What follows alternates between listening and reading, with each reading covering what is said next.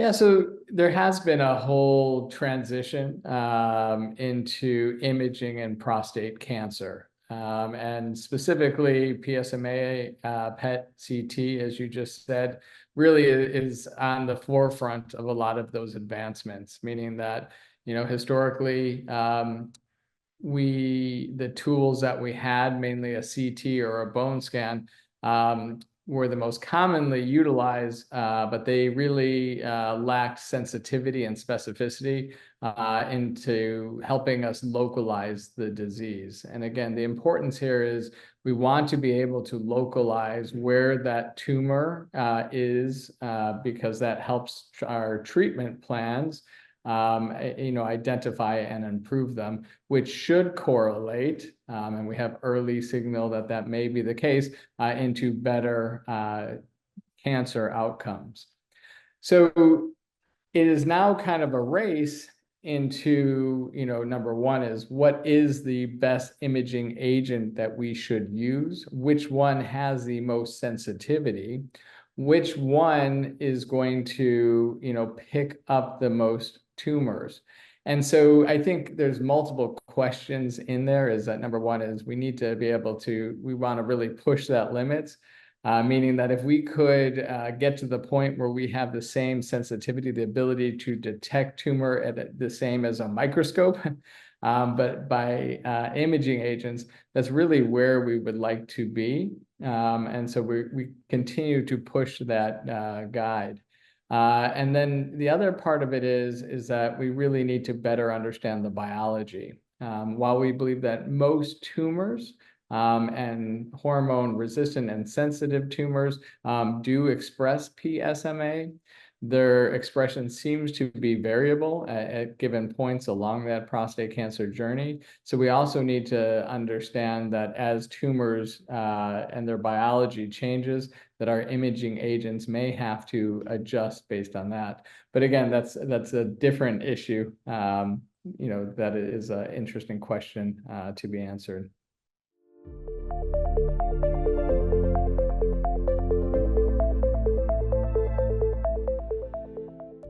So there's a lot, when something good comes along, it seems that the market really kind of jumps on. And certainly in that space of PSMA PET imaging agents, there are many different radio tracers that are now available.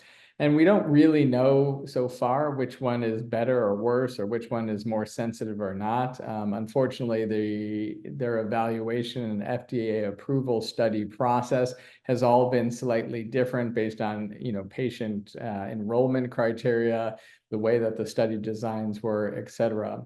We certainly understand currently that some of those agents have better clearance in terms of how they're excreted into the kidney and the collecting system, and how they accumulate in the bladder. We don't yet understand whether any of these agents, kind of accumulate in, more node tissues or bone tissues better or worse than others. So I think that kind of remains to be, kind of determined, certainly comparative studies. But I think there is a lot of promise in this new copper, kind of bismuth type PET radio tracer agent by Clarity. And I say that because most of the other agents that are out there really only have two radioisotope sites, or they only have one radioisotope site that is available to be detected after it's bound to the tissue. And the difference in copper is, number one, it's an inert type of agent.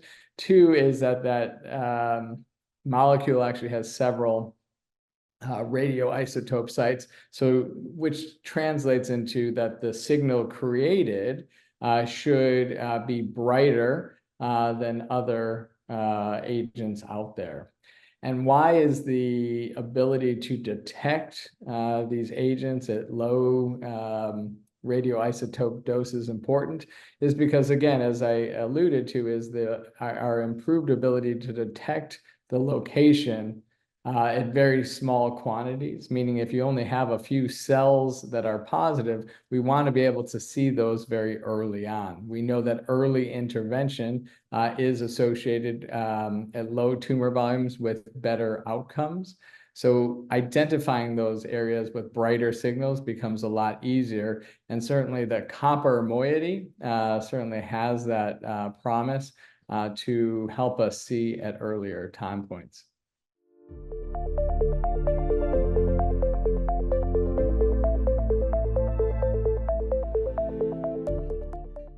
So some of this remains to be determined, but the earliest kind of data and signals that we have is that it actually gets brighter with additional time.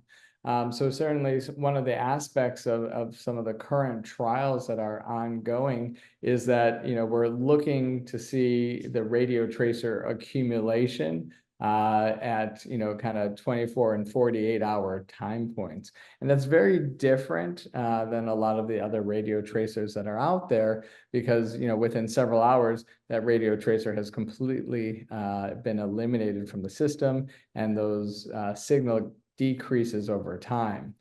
The clarity copper moiety actually increases over time. Ultimately, yes, it is excreted from the system and it is considered very safe, but at kind of later time points, a lot of that signal intensity appears to get brighter. So one of the questions that we have and we want to evaluate in kind of upcoming clinical trials are, if we image, meaning capture those PET CT images at later time points, are we able to identify, even smaller tumor deposits because that signal intensity gets brighter?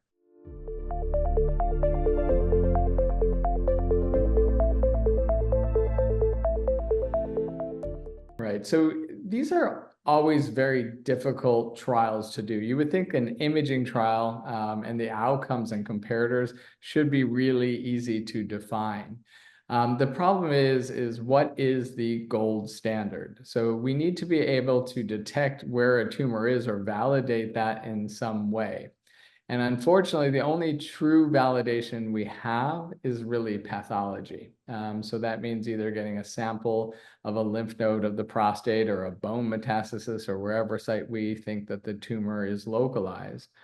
And so, this trial is set up with understanding that that is the gold standard, which we're comparing against. Again, the ultimate goal is to get the imaging is the same equivalence or has the same performance as our pathology under the microscope.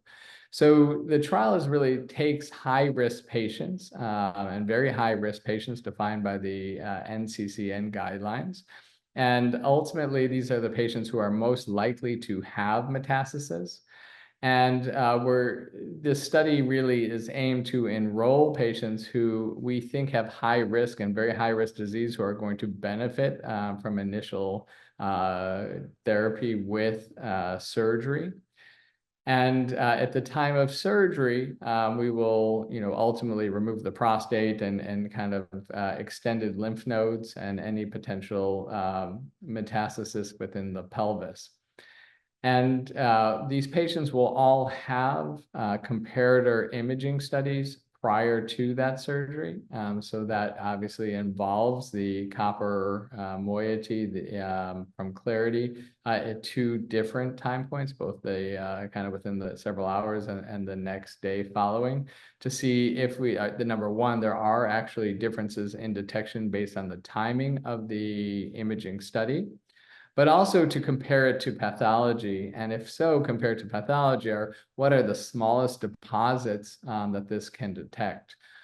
My hope and suspicion is that actually the later imaging time point will correlate the best. As I said, as we image later with this agent, it appears to get brighter. And so I envision that this will actually be able to detect metastatic deposits, especially in lymph nodes that are under 4 millimeters. And I use that 4 millimeter cutoff because while there's not a robust data set there, the current and other imaging agents that are currently FDA approved, that seems to be the limit of detection. So I think that this is a standard that they're trying to beat.